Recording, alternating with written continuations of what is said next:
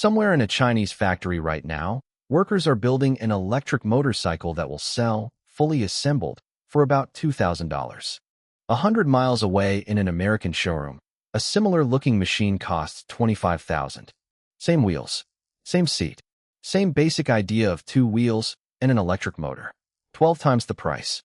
For over 100 years, the motorcycle industry sold you something bigger than transportation. It sold you a myth.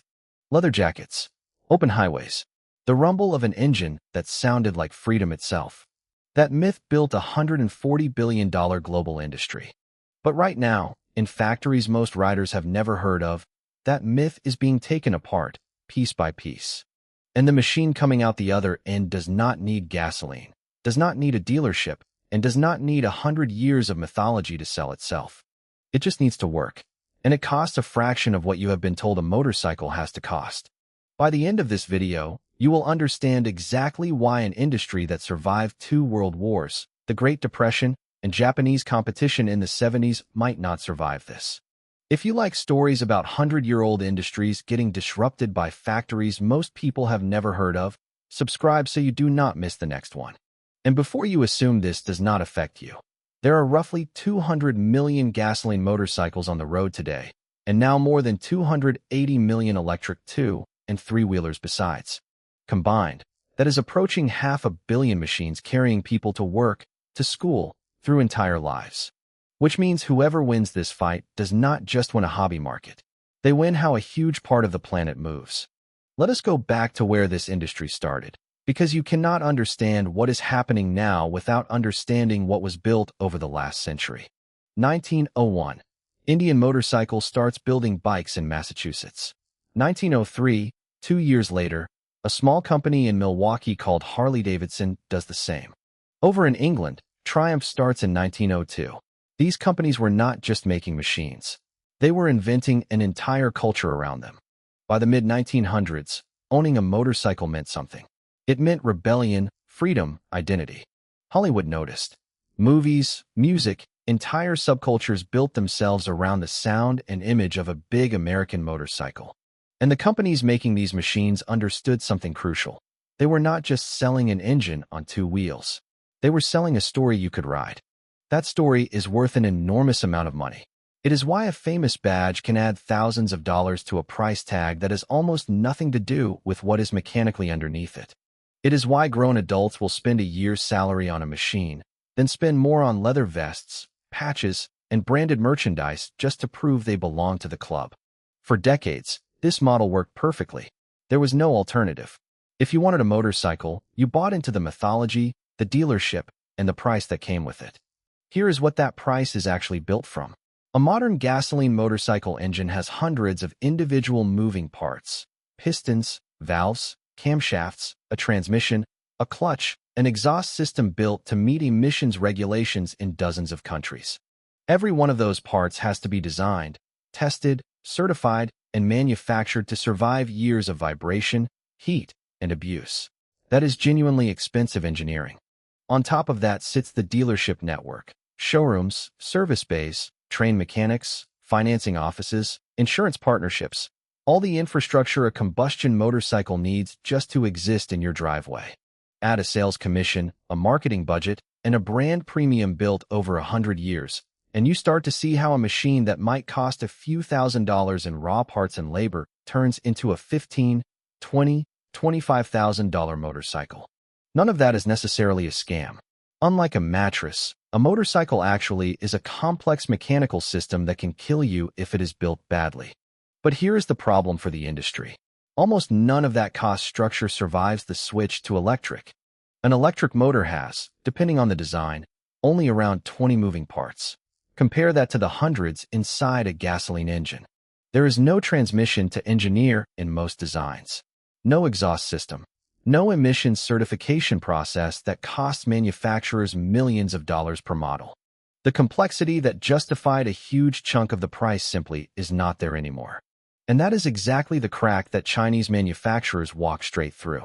Because while American and European brands spent a century building dealerships, mythology, and combustion engineering expertise, China spent the last 2 decades building something else entirely: the largest electric two-wheeler manufacturing base on the planet. And they built it not for motorcycles first, but for something much simpler: the electric bike and scooter that hundreds of millions of Chinese commuters already ride every single day. Companies like Yidea and NIU did not start by trying to beat Harley-Davidson. They started by solving a much bigger, much less glamorous problem. How do you move 1 billion people around Chinese cities without gasoline? Yidea alone sold around 13 million electric two-wheelers in 2024. 13 million in a single year from one company. To put that number in perspective, that is roughly 2/3 of every single motorcycle India, the world's largest motorcycle market, sells in an entire year. And Yidea makes only electric ones. One Chinese company matches 2/3 of the output of an entire national market. That is the scale we are talking about. NIU Technologies, a smaller player by comparison, still sold over 900,000 electric two-wheelers in 2024 and is now expanding into the United States through retail partnerships with stores like Best Buy. This kind of manufacturing scale does something powerful to cost. When you are building batteries and electric motors by the millions instead of by the thousands, the price per unit collapses. It is the same principle behind why a smartphone costs a fraction of what a similarly capable computer cost 30 years ago. Scale changes everything. And China is not just building the vehicles. It controls a huge share of the global supply chain for the two things an electric motorcycle actually needs: batteries and electric motors. While an American or European brand often has to import battery cells, source motor components from multiple countries, and pay tariffs and shipping at every step, a factory in a Chinese manufacturing cluster can source almost everything within a few hundred miles. That alone strips out a massive layer of cost before a single motorcycle even gets assembled. Then there is the second trick, the one that should feel familiar if you have watched this channel before: no dealership. A huge number of these Chinese electric motorcycles and mopeds are sold factory direct, straight through export platforms and online marketplaces, with no showroom, no commissioned salesperson, and no dealership markup standing between the factory and your driveway. In 2025 alone, China exported more than 26 million electric two-wheelers, worth close to $7 billion, to markets all over the world. In the first quarter of 2026, those exports jumped another 68% year over year. This is not a slow trend. It is an acceleration. Some of what is shipping out are simple e-bikes and low-power scooters. But a growing share are full electric motorcycles, bigger batteries, higher speeds, built for real roads, not just neighborhood errands. And factory direct pricing on these bikes tells the real story. Search Chinese manufacturing marketplaces, and you will find electric motorcycles, real ones, with real power output, listed for as little as $800, with higher spec models reaching around $2,000. Compare that to a Harley-Davidson Livewire, the company's own electric motorcycle, which launched at nearly $30,000. Even after aggressive price cuts, Livewire models still start around $11,000 today. Zero Motorcycles, the other major American electric motorcycle brand, only introduced its first sub-$10,000 models in 2025. Same basic technology: electric motor, battery pack, two wheels. A 5 to 10 times price gap. So where does that gap actually come from, if the parts are not that different? Partly R&D amortized over far fewer units. Partly dealer networks built for a different era. And partly, again, the brand. You are not just paying for a motor and a battery. You are paying for 100 years of storytelling that Chinese manufacturers simply never had to build, and therefore never have to charge you for. There is a third piece to this, and it is maybe the most important one long-term. China did not just master electric two-wheelers by accident. It is the direct result of a national strategy. Chinese cities began restricting or banning gasoline scooters and mopeds in urban centers decades ago, starting with Shanghai in the late 1990s, largely to fight air pollution and traffic accidents. That policy created a captive domestic market of hundreds of millions of riders who had no choice but to go electric. Manufacturers that grew up serving that guaranteed demand became enormous, efficient, and extremely good at building electric two-wheelers cheaply. By the time Harley-Davidson launched its first fully electric motorcycle in 2019, Chinese manufacturers had already been mass-producing electric two-wheelers by the tens of millions for over a decade. That is not a small head start. That is a generation of manufacturing experience, supply chain relationships, and battery technology refinement that is extremely hard to catch up to. And now that experience is rolling straight into markets that used to belong entirely to the legacy motorcycle brands. American riders are already buying Chinese-made electric off-road and commuter motorcycles from brands most legacy dealers have never even heard of, often through direct online orders rather than a traditional dealership visit at all. Some arrive mostly assembled in a crate. Others ship in pieces with instructions, cutting shipping costs and import complexity even further. It is the same playbook that put a mattress in a box on your doorstep. Compress it, simplify it, cut out the middlemen, and ship it factory direct. Except this time, the box contains something that can carry you 60 miles an hour down a highway. None of this means the traditional motorcycle industry is dying overnight. $140 billion in annual global revenue does not disappear in a year. But the cracks are showing exactly where you would expect. Harley-Davidson sold about 151,000 motorcycles in 2024, down 7% from the year before. Full-year revenue fell around 15%. In the fourth quarter alone, revenue dropped 47% year-over-year. The company that survived the Great Depression and outlasted dozens of competitors over 100 years is now struggling against something that does not even use the same fuel. Part of the problem is not even about China directly. It is about who is still buying motorcycles at all. The average traditional motorcycle buyer has been getting older for years, and younger riders simply are not replacing them at the same rate.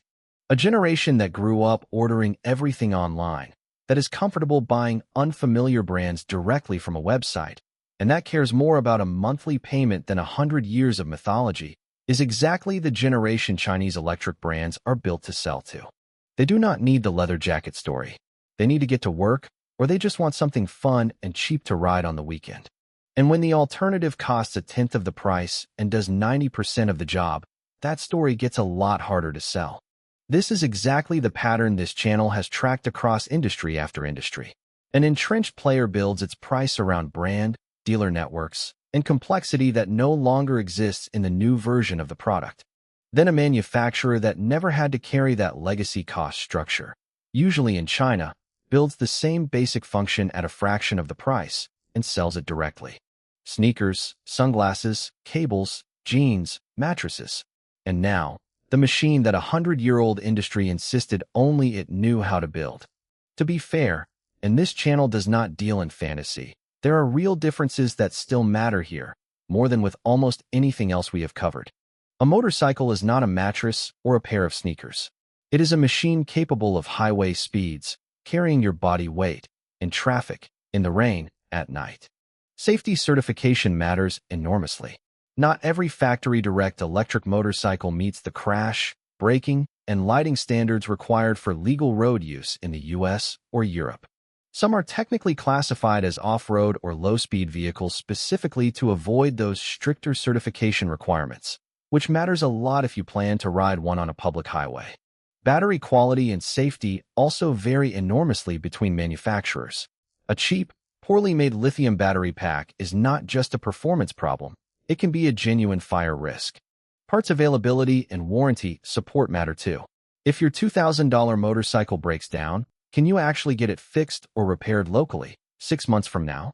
A legacy brand with an established dealer network, whatever else you think about its pricing, does offer something real: accountability, service infrastructure, and resale value built over decades.